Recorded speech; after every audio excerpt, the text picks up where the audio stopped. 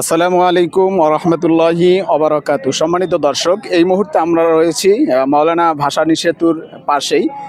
আমরা ইতিমধ্যেই অনেকে জানতে পেরেছি যে এই সেতুর যে কেবলগুলো ছিল, এই কেবলগুলো চুরি হয়েছে এবং আরও বিভিন্ন লাইট চুরি হয়ে গিয়েছে।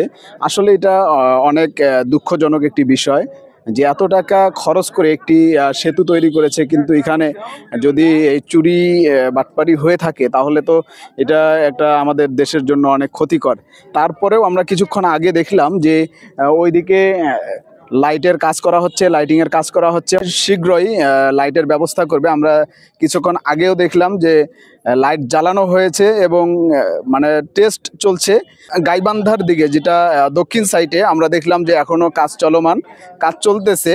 বিশেষ করে আমি অত্র এলাকার সমস্ত ভাই বোনদেরকে আমি দৃষ্টি আকর্ষণ করব যে এত টাকা খরচ করে এত সুন্দর একটি ব্রিজ নির্মাণ করা হয়েছে।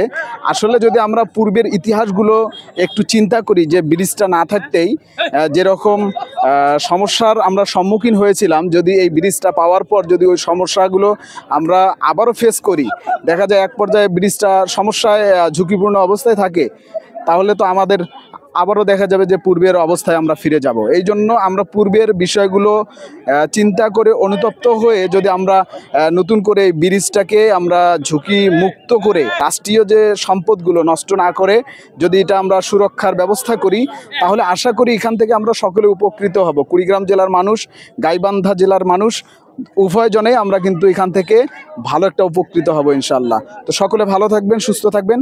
আল্লাহ হাফেজ।